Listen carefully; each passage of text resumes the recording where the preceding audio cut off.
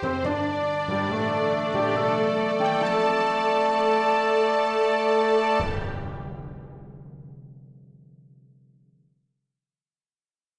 Story Seekers. I'm Ben. I'm Nico, and you're listening to The Tiny Bookcase. Our guest for this episode is a novelist and prolific short story writer who hails from the once Viking-held city of York. His novels include the SF thriller Snakeskins and the supernatural mystery Hope Island. He has also written 3 Sherlock Holmes novels, and his upcoming novel, Jekyll and Hyde, Consulting Detectives, is due to be published in 2024. We would like to warmly welcome Tim Major. Hello, Tim. Hi, thank you for having me on the podcast. It's absolutely fine. It's a really impressive catalogue of work that you have. Thank you. How long have you been writing and publishing? Not as long as maybe it appears. Just over a decade, writing seriously. So yeah, I guess I have accrued a lot of publications, but it doesn't feel like it. Moment to moment, you kind of wonder, why aren't I working harder? But yeah, when you take a step back, it does seem like a lot. I've got to say, Jekyll and Hyde Consulting Detectives is a fantastic title. Yeah, I'm in. I love anything that's got that, like Harvey Birdman, Attorney at Law, that kind of bouncy name to it, and that there's so much promise in that title. I want to read it already. Can I have it early? I have to say, yeah, when I came up with that and then wrote the book, I was panicking the whole time. At first, believing it must have been done, and then panicking that someone else would do it quicker than me. So I noticed from your website and your newsletter that you regularly post the open submissions that you find. I was sort of wondering what made you start doing that. Really, as a sort of vindication of searching for those things in the first place.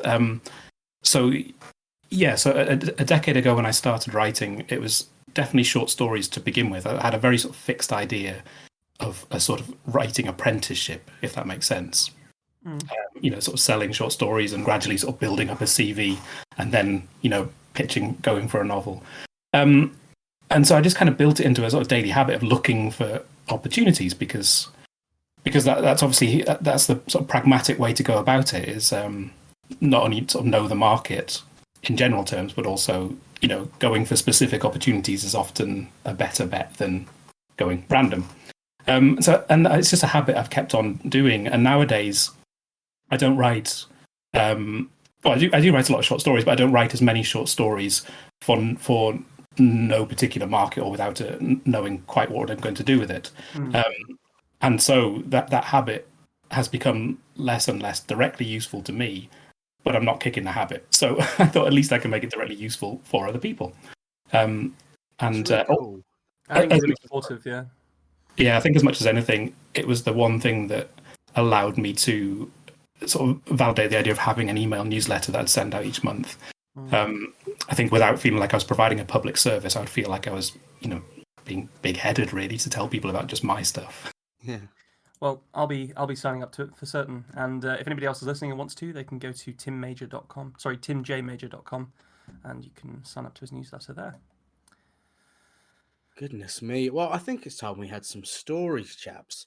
Our regular listeners know how it goes, but for those of you joining us for the first time, there will be 3 stories told in this episode. All of them have been written to the same shared prompt, and this week, the prompt is The Horizon. Ben, you're first. The Horizon. It had changed him when the bombs dropped. The ridge of peaks they had been forced to leave behind had become a wall of plum-coloured sharp shadows, and above them rose clouds of debris tall enough to blot out the moon. The guns of the guards glinted in their hands as they too stood and stared. The thunder of it rumbled the ground beneath all of them, prisoner and soldier alike.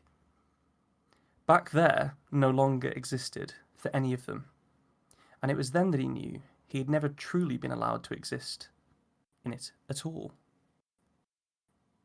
Garget remembered how the war had begun for him. The whispers in the newspaper of rising tensions had gradually become shouts about embassy closures and annexations. Despite the escalation, it had taken a long time for the war to reach their town. A peaceful place of clean air, steep cobbled streets that the older folk still walked up like wily goats, and long warm evenings, often filled with wine and laughter. He had worked in the bank there for 11 years after leaving school. It was dull and uninteresting work, but his godmother had insisted he must apply himself to it, given, as she said, that he had such a talent with numbers. Garget had always wanted to be special. Before he had the wherewithal to notice what was happening, more than a decade had passed without any pursuit of a fulfilling life. The coil of motivation in his breast, the one that winds up with potential energy and explodes when primed to propel personal growth, had become a poor thing. He had allowed it to be misused by her to do the things he must do. The job, a small house by the olive groves, a friend of the family taken to wife. All of it paid for with the help of his godmother.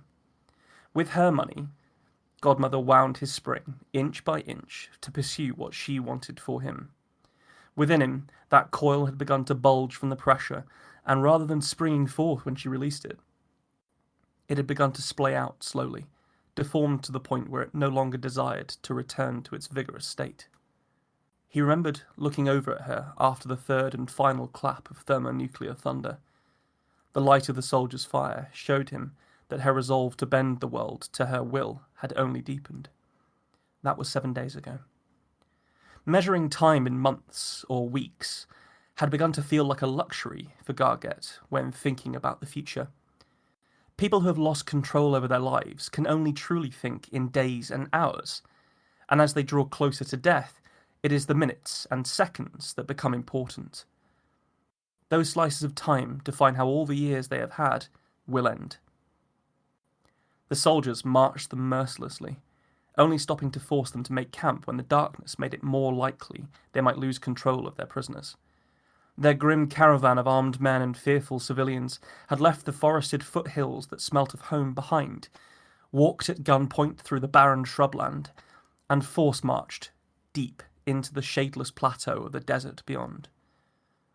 What little food and water they had been allowed at the start of their journey had gradually been withheld by the soldiers until nothing was forthcoming, and though some of Garget's people begged the men who corralled them for sustenance, the soldiers were deaf to it, distracted by what the bombs meant for their own lives.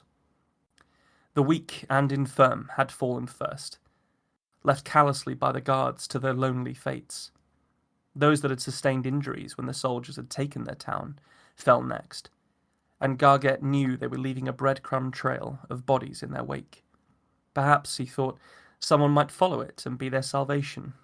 The hope felt vain, and Garget let it fall from him as more and more of his people slowed, staggered, and fell to the baleful glare of the desert sun. The next morning, Garget awoke to the crack of a gunshot. The baker from his town had seen that the soldiers were leaving without the townsfolk, and desperately chased them, yelling for help. They had shot him low in the chest, and the high-caliber round had punched right through him. Garget stared after the dust cloud kicked up by the soldiers' horses, as they retreated without explanation towards the mountains, leaving Garget and his people to their fate. He could hear the others tiredly trying to help the baker, and he turned to watch. The parched earth greedily sucked the moisture from the wasted blood, and the heat of the sun was already baking the stain of his passing into the ground. No one who knew him had the moisture for tears, but Garget could see the desolation of loss on many faces.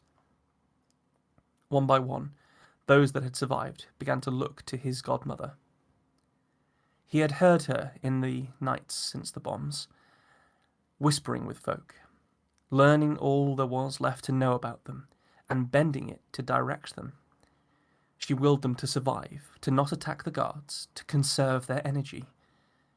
And they were waiting for her instruction now, quickly tamed by her in the dire situation they had been thrust into. She looked away from the mountains, towards where the line of the horizon bounced with the heat of the desert. "We all must go that way. We cannot go back and must find shade. Water and food, too. Do not bury him. The strain of it will kill you tomorrow." 2 days later, their belief in her was rewarded. Garget spotted a large pale rock which thrust like a spear tip out of the desert. In the lee of it, a broad sundial shadow sheltered some greenery where water bubbled up from below the hard ground. The 30 of them that remained gratefully collapsed in the shade, their cracked lips moistened by the water. Godmother spoke tired words to all of them, saying they must remain there for a time and be safe. Gargat knew that 30 was all that remained of the 400 that had been herded from their town. The only word to describe it was one he had taken from the last newspaper he had read: genocide. He slept through the night, and in the morning he prepared to leave by drinking his fill and fashioning a head wrap from a piece of cloth he had taken from the last man to fall. Around him, the other people lay watching him as one might stare at a mad beggar who insists on disrupting the peace. Godmother rose and spoke to him. "You must not do that. We all must remain here before any more steps are taken. We have all decided that I must make a plan." A frenzied desire for control span like a firework in her eyes. It was the first time he had seen it so blatantly, and it sparked fury in him. "Must! No, Godmother, no. I will continue on and find the edge of the desert. I have decided." "No, no, no, no, no, no!" she shouted. "You must stay here with us!" He felt the pressure of her words sit on his chest, turning the bones in his legs into hollow and fragile things, barely able to support him. Yet still, he turned and began to walk towards the horizon. She shouted after him for a long time, and he was unsure whether she had given up or whether he had simply got far enough away that the desert was protecting him from her words. Though the sun beat on him and his feet were past the point of ruin, Garget felt pride in walking under his own momentum. As he walked, he tried to keep his eyes fixed on that distant line of brightness, but began instead to watch his shadow lengthen as the sun fell behind him. It was not until the hard ground was replaced by soft white sand that Garget forced himself to look up. Azure water filled the horizon, and he saw that small waves lapped at the beach, leaving a dark strip of wet sand every time they pulled back. A flash of reflected light glinted from a small turquoise fishing boat which bobbed in the bay, and he saw men moving on its deck. Garget lifted his hands into the air and, waving them, let out a laughing cry as he walked towards them. I'm in a weird emotional state after that one. Go on. There's obviously the end is very hopeful and uplifting, but this, for lack of a better word, it feels full of trauma. Yeah. There's a very real sense of that generational pressure and the way in which expectations are sort of levied against people. And I think it comes across really, really powerfully in that. I think the scale is remarkable as well. I kept telling myself this is a very short piece of fiction, and yet the world is it felt vast in figurative and literal terms. Yeah, really impressive. Yes, just under the word limit that we imposed. This was 1449 in the end. So, I thought the phrase breadcrumb trail of bodies was memorable in quite a dire sense. yeah. In the same way, the phrase "baking the stain of his passing," there's so much in that without saying any of it. Like, there are so many possibilities of what has come out of this man to just dry on the dirt and become nothing. I'm glad you liked that. I wasn't actually entirely sure whether that sentence was a bit overwritten, but I sort of wanted to put it in, so I did, which potentially is a little bit vain, but I liked it. Oh, it's your work, mate. You can put what you want. Yeah, I know, but you're writing for an audience, aren't you? You could have put, and as he looked out of the azure water, thousands of dicks dove and swam through the waves, but you didn't. So I didn't. fine. I chose not to. That was an active choice. But the environmental sort of descriptions, sort of atmospheric descriptions, were terrific. I think I noted down the line of the horizon bounced with the heat of the desert, which, single sentence that evokes a huge amount of atmosphere. The bouncing, the giddiness visually, plus the heat itself, the sort of oppressive heat. Oh, that's very kind. I like that that came across well. That was a big part of it. I suspect I had a bit of Lawrence of Arabia happening in my head during that bit. But yeah. It also, as well as actual desert images and desert films like that, it reminded me strongly of a film called Meek's Cutoff. Have you seen that? I haven't seen that. No. What's that about? It's about colonial West travelers. I can't remember, from where to where in the States, but traveling west to set up new homes, and it's a whole film completely preoccupied with just the mechanism of getting a large number of people from place to place, with all of the fundamental dangers, thirst and such like.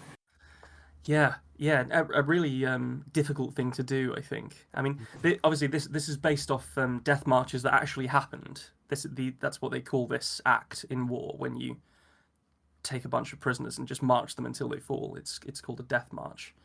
But there are like practical considerations to that, because you have to control them the whole way. But this was inspired by something I read a while ago on the Pontic Greek genocide, which was apparently just going on for like, I think it was like 10 years or something, in which about 350,000 Pontic Greeks died, and a lot of it was through these like death marches in the desert in Syria and stuff. I just thought it was an area of, it's sort of like a little bit of historical inspiration for this story, but also I was a little bit alarmed that I hadn't heard of it before, so I sort of wanted to write it with that in mind. Yeah. And was that where your mind went to straight away with the prompt of the horizon, or did you settle on it later? So I wrote the line about the bouncing line of the horizon on the desert first. That was the sort of the taster point, and then I think that melded with this little historical factoid in my head, and that's where it sort of came from. But I wanted to not set it in any particular place, or be about any particular people. A slightly longer version of the story did involve like a way of,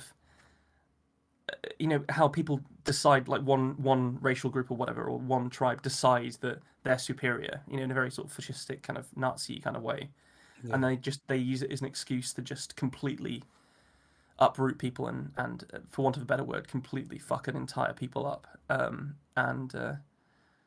There was potentially more of that going on in a longer version, which I cut back to focus more on the relationship aspect, because I felt like that's where the strength of the story was. But there was a really lovely bit in the middle where you said about thinking in terms of months and weeks have become a luxury, but people who've lost control of their lives thinking days and hours, and near death it becomes minutes and seconds. But it was a really interesting thing to actually consider, and it then sat in my mind that whole time to think about, feeling he's that near to death, so everything is, if I can just last one more minute, but having to live in that moment of, I can make it another 60 seconds for days and days and days and days. It was nice to see that written down. Well, I didn't see it, but to hear it as it had been written down, because I'd never really put that bit of knowledge into words before. But it does happen, doesn't it? And that comes from a lot of personal experience from me, and I'm sure everybody can relate to that a little bit. But it's a really awkward and unpleasant feeling when you realise that your mind actually cannot cope with planning multiple months ahead because you're too stressed. Yeah.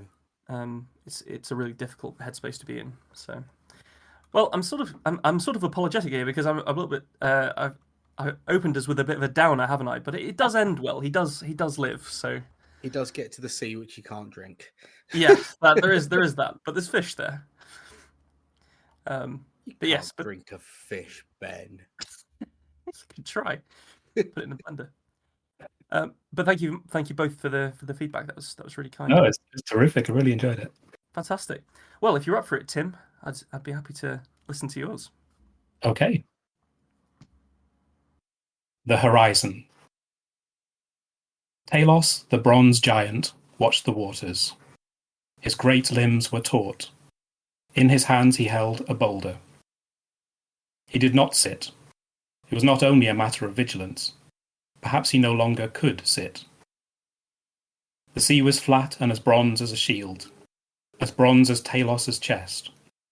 For 2 days there had been nothing on the horizon. Specks floated in his vision. Were they birds? It was impossible to tell. The specks were always there, dancing. Talos could not become tired, and yet. His body could not ache, and yet.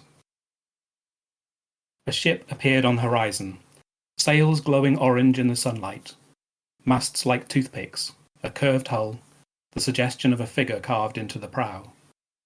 The ship was too far away to see its crew. Talos never liked to see them. He threw the rock. It blotted the sun for a moment as it arced. Did it strike the ship directly? Or did it drop nearby, causing a swell that capsized it? It hardly mattered. It was gone now. Talos moved on, casting around for boulders. Parts of the coast were smooth, where once they had been ragged with spikes. The day would come when he would have levelled the entire island. He found a boulder. He hefted it in his hands. He turned and watched the waters. Time passed. It was not his place to have thoughts, other than spying and then sinking the ships that approached the island. Time passed. It was not his place to wonder if this way was the only way. Time passed. It was wrong to mourn his loss of agility, the creaking sounds when he shifted his stance, the boredom and the dull pain. Time passed. Where was Hephaestus? Talos told himself that all this had happened before, the rust, the ache. Hephaestus the blacksmith had built him. Talos might call him a father. When the rust became too great a burden, Hephaestus would arrive. He would tend to Talos and make him new. Sometimes Talos wondered how this could be. If Hephaestus arrived by ship, mightn't he throw a rock as usual and destroy it? Destroy his father? Talos knew that he possessed no imagination. So, he could not imagine his father struggling in the water, arms outstretched, and nobody to help him as he sank. Time passed. The sea was flat and as bronze as a shield. Talos put down the rock. He turned to look at the hill in the centre of the island. As he moved inland, he thought of the Queen. His role was to protect the island, but he was also protecting the Queen in her palace. She was not his mother, but perhaps she would advise him all the same. The trees shook as he tramped up the hill. The ache in his limbs was almost too much to bear. His joints screamed, metal on metal. His chest burned. There was no palace. There were no courtiers. There was no queen. There was only a plain vault. The vault was large and protruded from the rock like a thumb. From the coast, Talos had imagined it was the palace. He had been a fool. He saw no sign of Hephaestus. He called for Hephaestus by name. Then he called Father. The island was smaller than he'd realized. From here at its center, the sea was visible on all sides. For a time, he watched for ships. But the view was better at the coast, the sea more like a bronze shield. Beside the vault, a stick protruded from the ground. Upon it hung a rag. At first Talos had dismissed it. Now he looked closer. It marked a grave. Talos was incapable of weeping, but his eyes stung, his throat constricted. There was no name written on the grave, but Talos understood that it was his father's. Time passed. Talos was an orphan. Time passed. Talos was alone.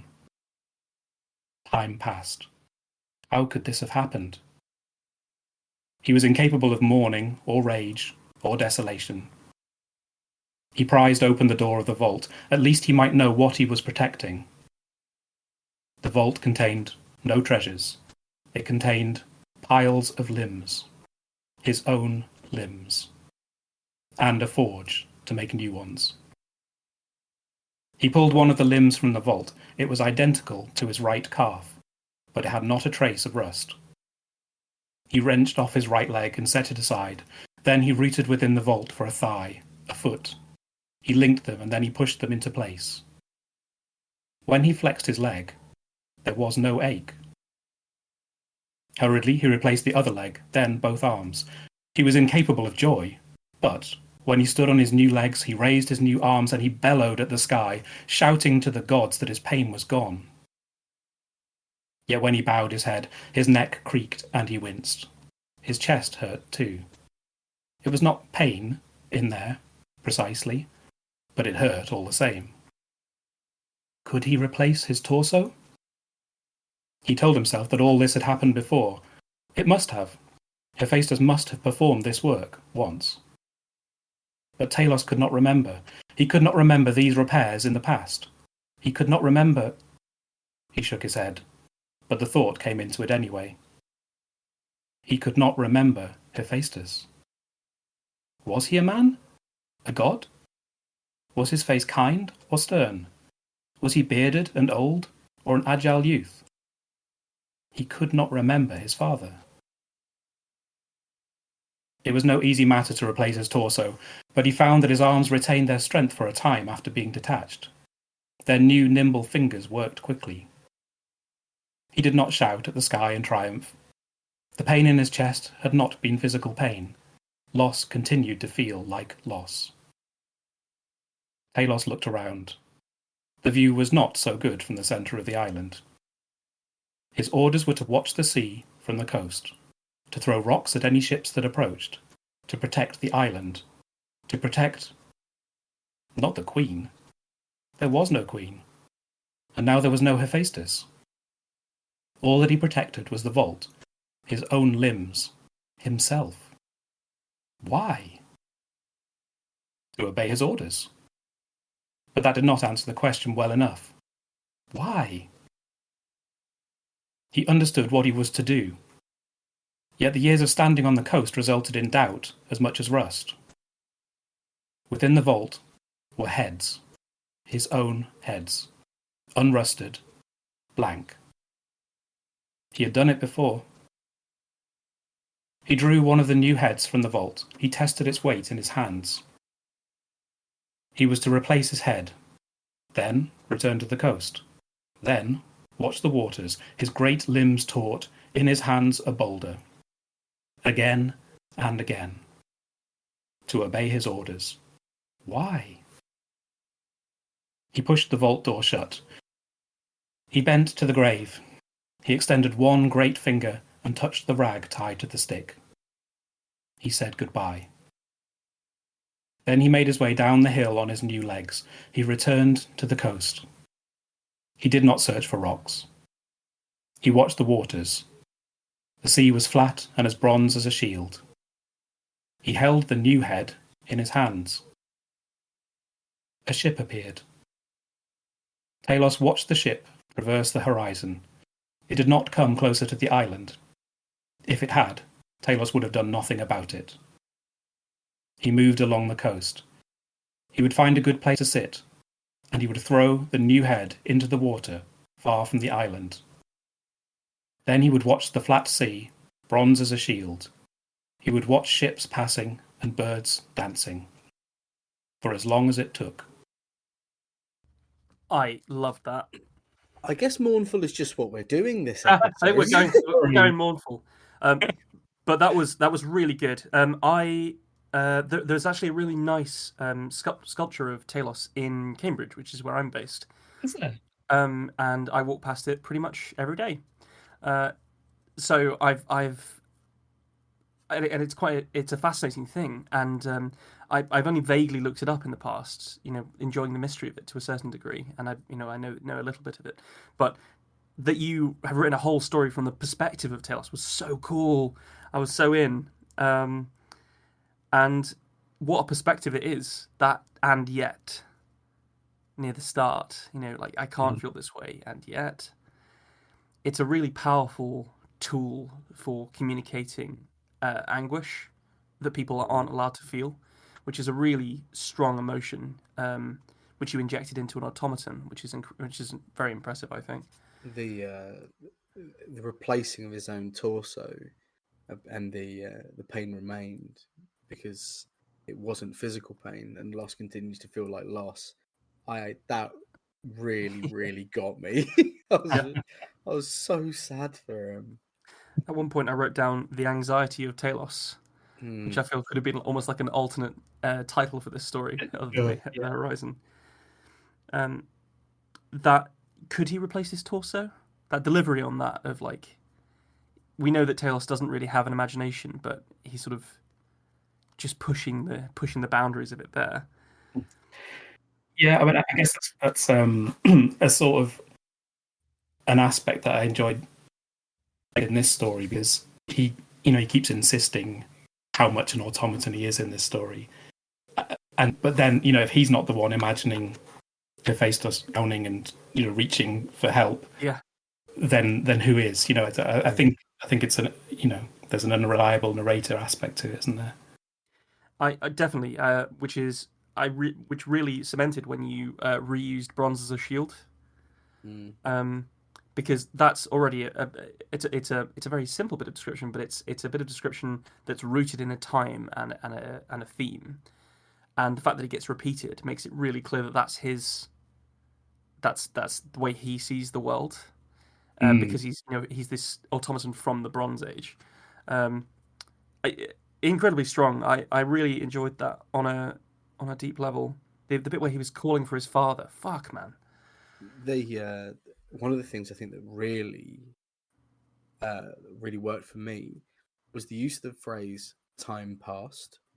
Oh yeah. Because obviously he doesn't really have a scale for time, doesn't have a way to measure it, and as just this bronze, living, unliving, eternal being, that could be, did he sit and contemplate for an hour, a year, a century? Like this, it just sort of, there's so much possibility, and his insistence that there is no possibility beyond the very tight parameters that he's been set, while it's clearly a lie. It's a fascinating character, and really interesting to tell us not as a monster. Yeah, I think that's a big part of it for me. You get the sort of Ray Harryhausen big stomping bronze.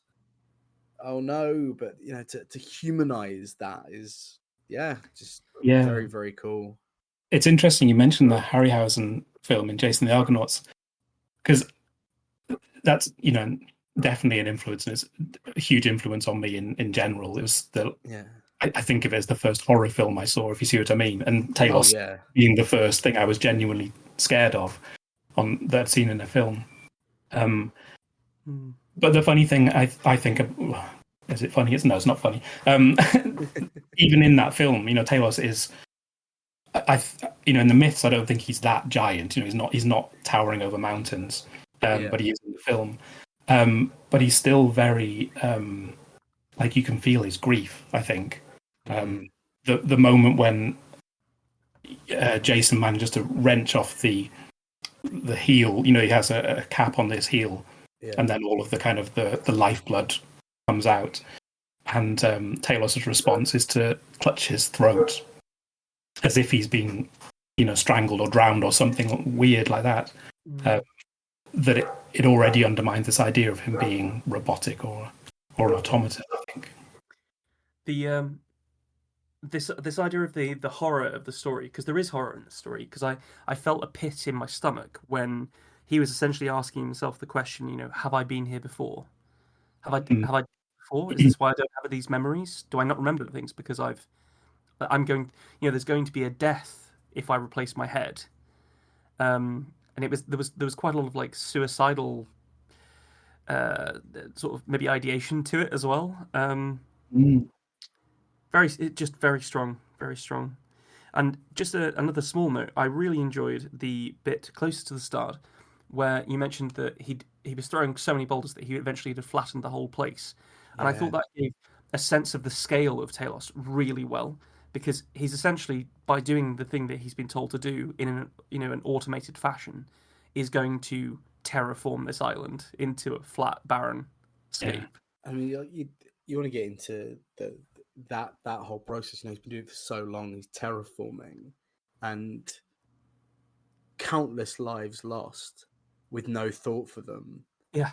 but still fearful of the idea that the one person he cares for could drown out there. That's just sad and poignant and beautiful, all the right things. It was really strong. It was really strong.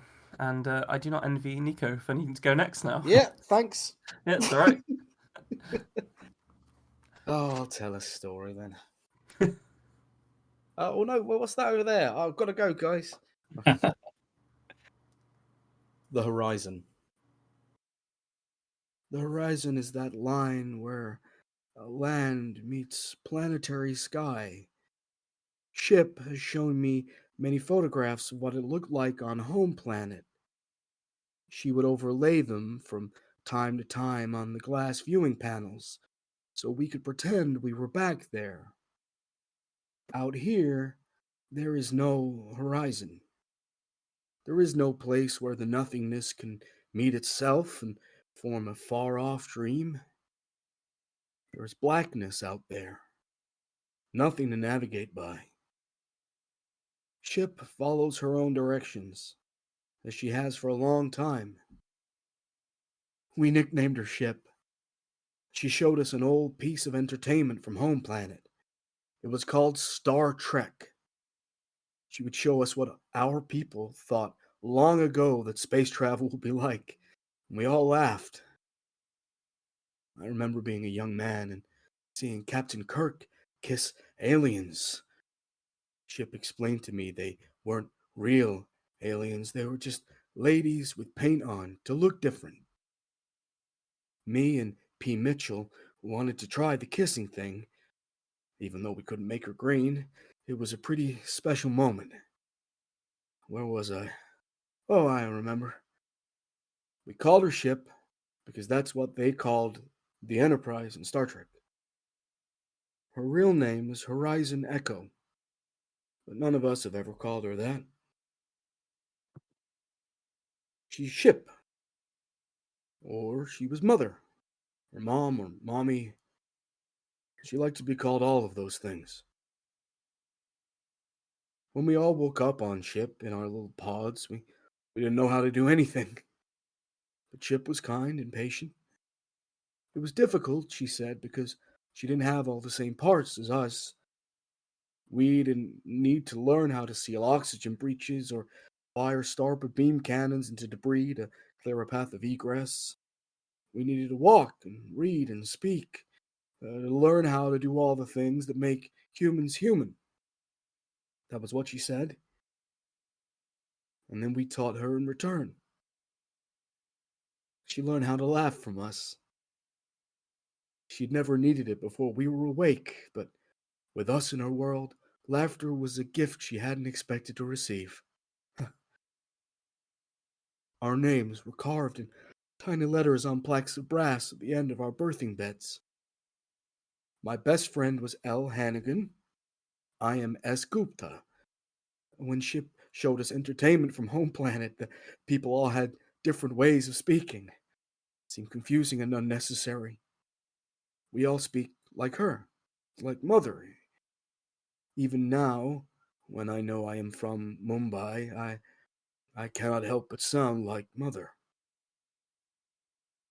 Well, that is also a false statement.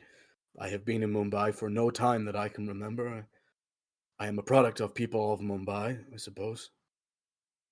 We learned about that after a time,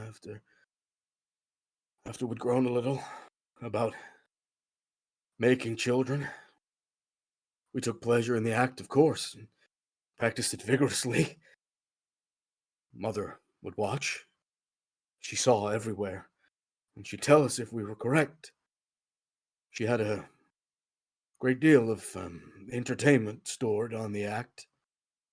Unfortunately, she said the data was flawed, and many of the methods shown would be insufficient for procreation. But we never managed it. To have children, I mean. We tried every configuration, every combination. Thousands of us, all trying to make new life for decades, and never once planted a seed. Of course, once I'd started disobeying Mother and uncovering truths, I understood why. The ovum were all frozen. Taken at 3 months old, according to the records. Just in case none of them made it. Along with them, somewhere in Mother's cavernous belly would be frozen gallons of seed.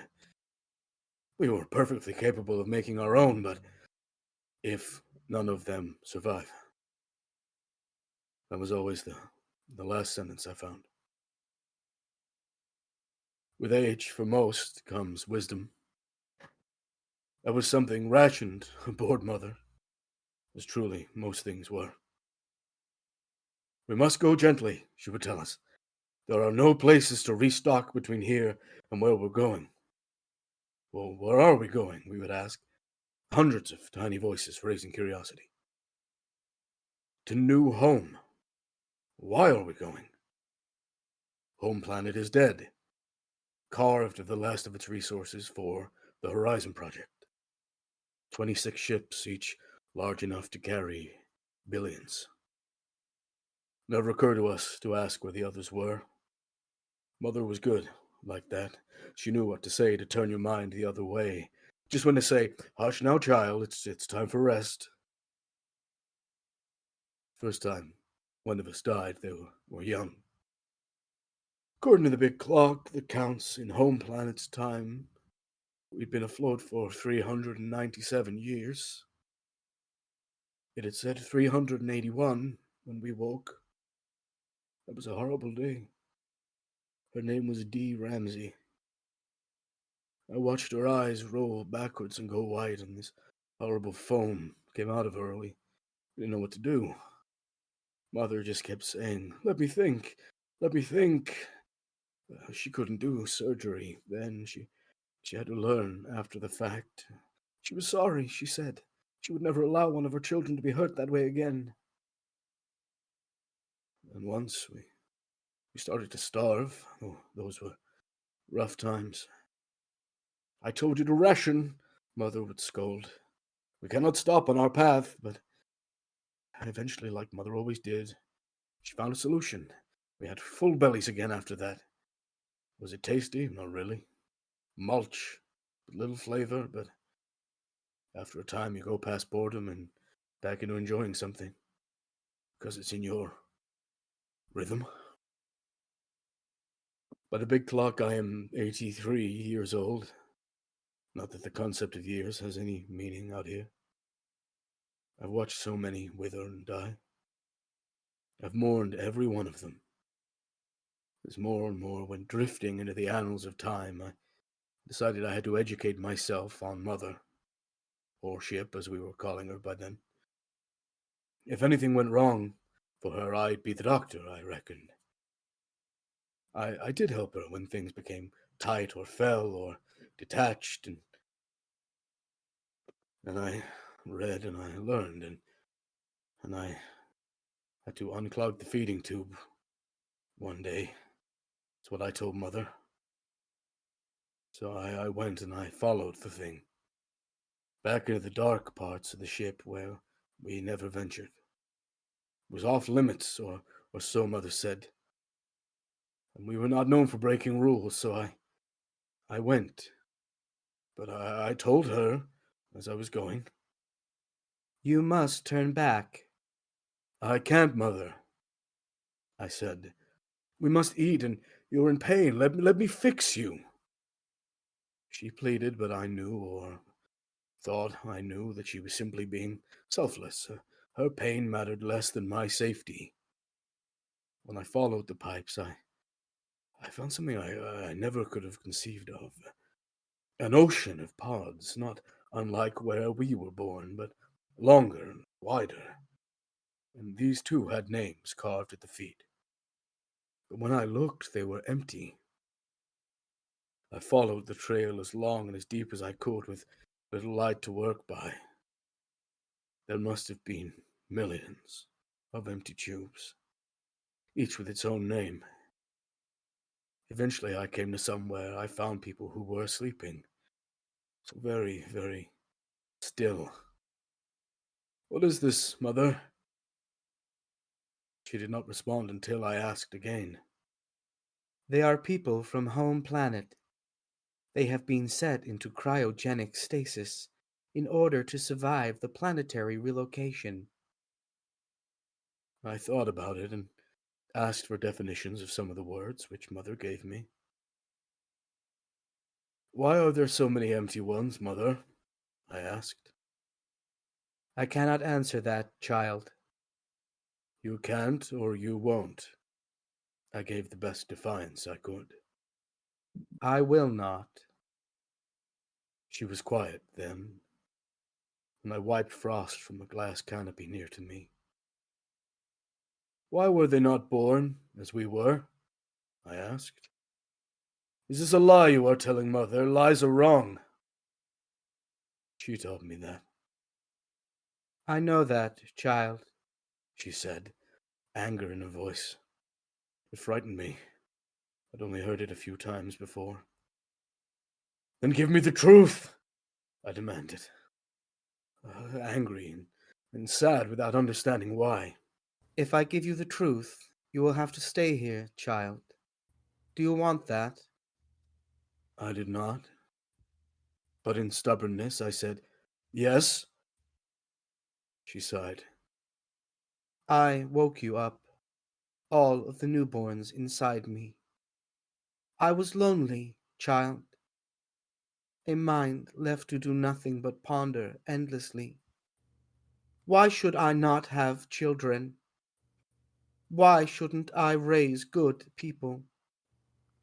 Why should I not have company? I love all of you, my sweet children.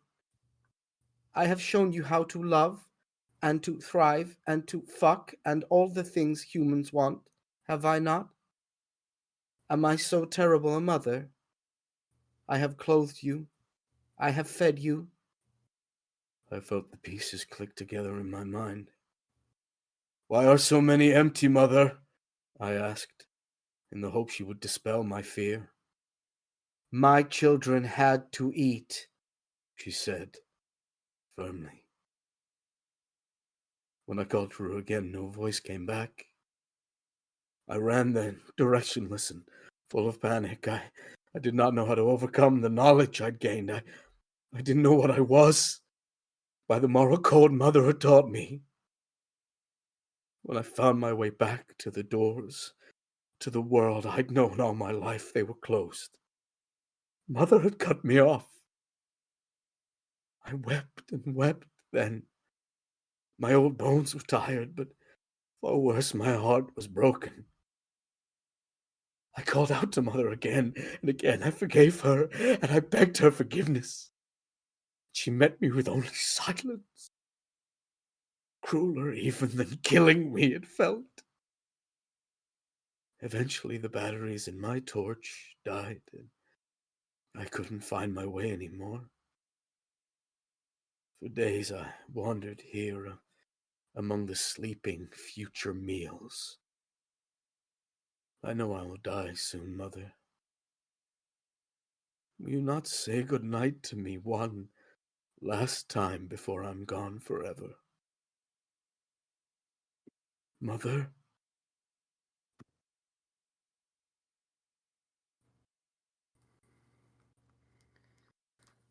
Bloody hell. What a Fantastic. tale. Yeah, fantastic. What a tale, my friend. I'm glad you enjoyed it. I did. I did a lot.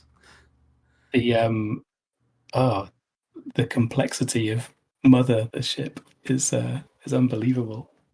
The sort of the tenderness of I cannot help but sound like Mother, and then Yeah. like followed quite soon after by Mother would watch while they learned. Yeah. Yeah, that was absolutely fascinating bit. How interesting that we've all gone for stories with parental figures Yeah. dominating for the Yes, What, Horizon. and what long does that time say scales as about well. us? It's interesting that Yeah. Horizon seems to Yes. have suggested to us all a long time period, sort of watching the horizon. Yeah. And oh wow, absolutely fascinating. I really like it when these patterns emerge from prompts, but this is Oh a yeah, man. particularly fascinating one, I think. For Considering the potential of the prompt, and then we all went in very different directions thematically, yeah, but in terms of content, there's so many sort of intertwined parts. mm, Fascinating. Yeah, I think as well. So particularly what I enjoyed about this is this idea that, and I guess it's common to the other two as well, that it's like a character study of someone who's almost absent for a lot of the time, mm, um, and so it's somebody piecing together what Mother is and what she represents and what she's like from limited evidence. Yeah. almost the truth of their own lives as well. Right. Yeah. In all instances. And the complexity of her sort of not pleading, but her sort of appeal. Why should I not have children? Mm. And then I think it's followed by why should I not have company, which is, I think, a fascinating juxtaposition, or kind of justifying one with the other. Definitely had AI on the brain a lot, haven't I? Recently, you look I think at my so. last few stories. Yeah. It was chilling when they with these fairly stunted children were teaching this AI how to laugh.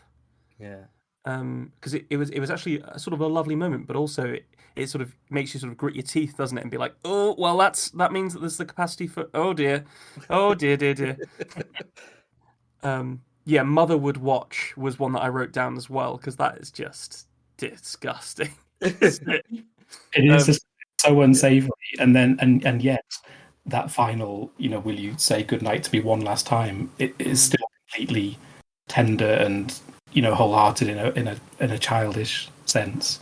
Yeah, I think the infantilization of a really old man is Yeah, it's unsettling in its own very extremely specific way. unsettling. Yeah, I mean, I think the bit that really added to that was this fairly confusing accent that you went with for the whole thing, which made a huge amount of sense based on the the situation that these kids had grown up in. Yeah. It was sort of like along the lines of Johnny Depp doing Hunter S. Thompson. Yeah, I can see that. Just a little bit of that, but I don't know. He sort of elongated it a little bit and softened the edges of it. But it was a really cool voice. I really enjoyed it. To the point where I'm actually not sure you need that paragraph about explaining why they talk that way. I think when it's written down and for people reading it written down, yes. For the Yeah. performance aspect for this podcast, probably not. Um, Oh, but yeah. I like that. That's a good yeah, point. I'm interested to know. You're a voice actor, is that right? And Yes. knowing that it's to be performed here, does that affect to a large extent, like at a sentence level, or even sort of like structural decisions, knowing that it's to be delivered? I think it really helps me find character voice sort of for things like writing dialogue because I find it very easy to once I've started to create a character inhabit them vocally. Yeah. So I think in that sense it really does. And then once you, especially something like this where it's it is given like a monologue, there Yeah. it definitely does. You start thinking, would he say that? And saying it out loud and no, that sounds wrong in that voice. But then I do still get caught out by it. I'm sure there's plenty of examples in stories I've written where I'm trying to write like someone from America or Russia or Germany or wherever, and all of a sudden I say something that's so uniquely English mm, that it's always going to jar with the accent. But I guess it's something I haven't really put under the magnifying glass, but maybe we should. Because I realize now that I think it applied sort of inversely when I wrote my story, because that's the first thing I've written knowing it was solely to be performed orally. And I think that subconsciously made me have no voice because I'm not a voice actor and I have no confidence in my ability to pass myself off as any other voice. So I think my mind immediately went to act as a storyteller, but not as a character, if you see what I mean. Yeah. Yeah, so it probably does affect on all sorts of levels. You delivered it really nicely, I have to say. Your story. You delivered it very well, and actually, with the automaton aspect of it, I thought the sort of neutral storyteller voice that you used was actually very strong for that, because they wouldn't have an accent, would they? Yeah, I mean that's just my voice. Anyway, sorry, I didn't mean to skip to the wrong story. It's fine. This is always the point where we sort of, because now we've heard them all, so we can make the mushing together. I tell you what, I enjoyed the whole thing, but when it starts ramping up into that sort of climactic sequence of him going back there to find out what's going on, you have a very strong 2001 moment when he's going through the the corridors, and then it changes gear into Soylent Green. Yeah. And I really appreciated that, because it was sort of like, here's all these absolutely horrible situations that are like touchstones that are made relevant and given a slightly new meaning by the context of your story. Yeah. So very much enjoyed that.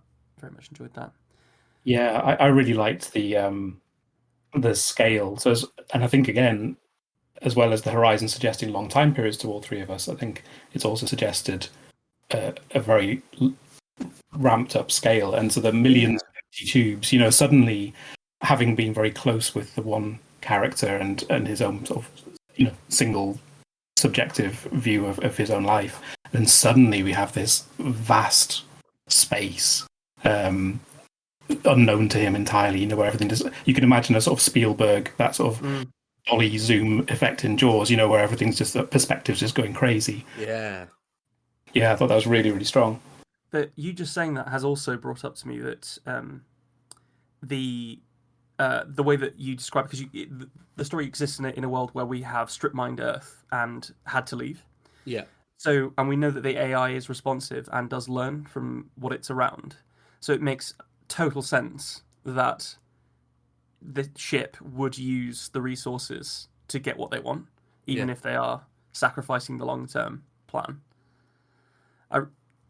That might be me just being a bit thick, but I only just got that. So but that's really cool. It's Don't worry, guys. I totally intended it. There were some other little bits that I just want to bring up before we move on to the interview.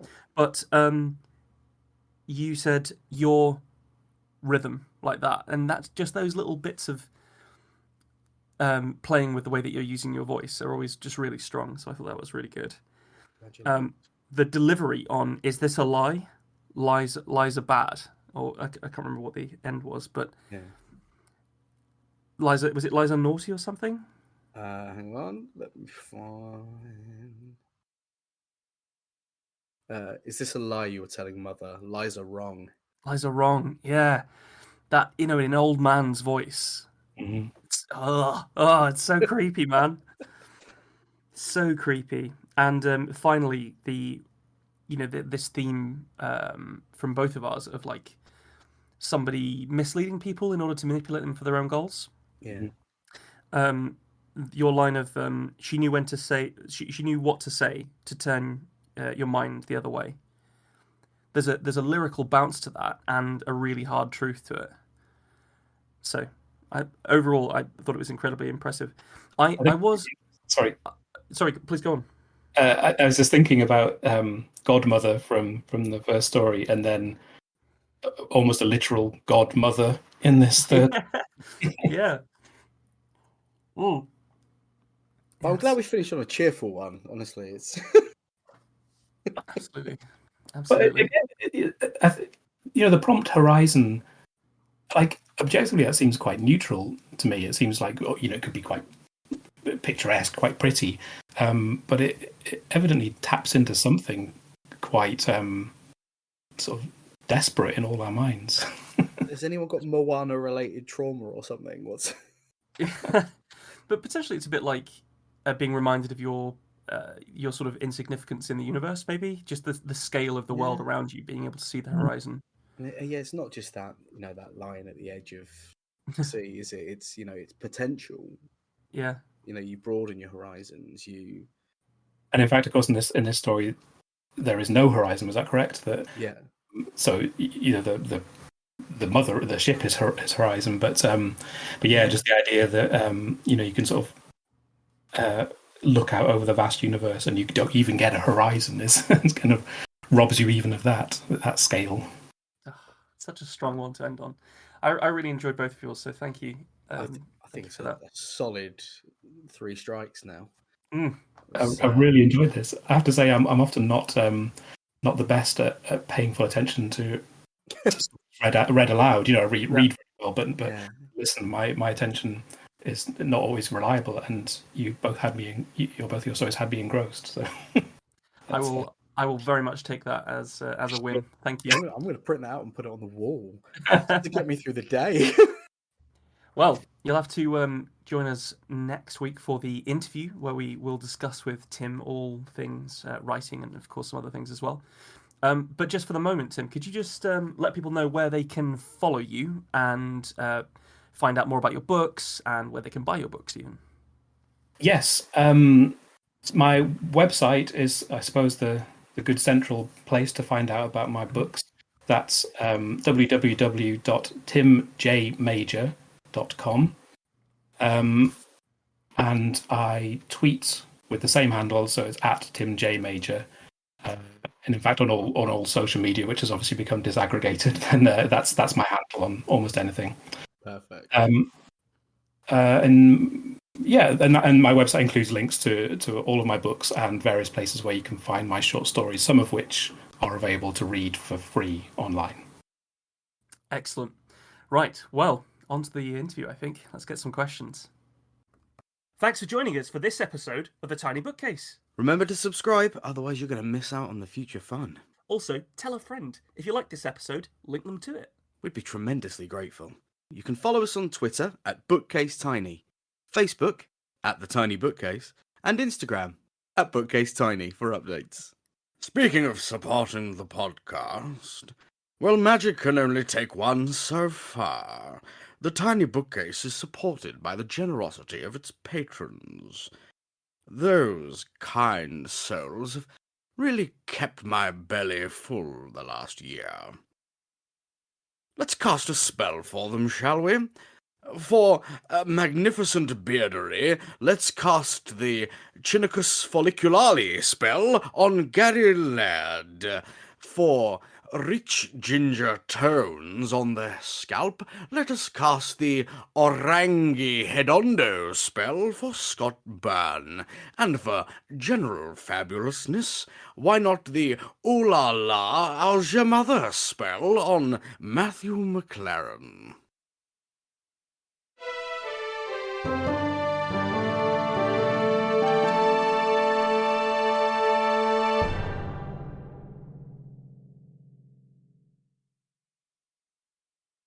How do you come up with that shit, man?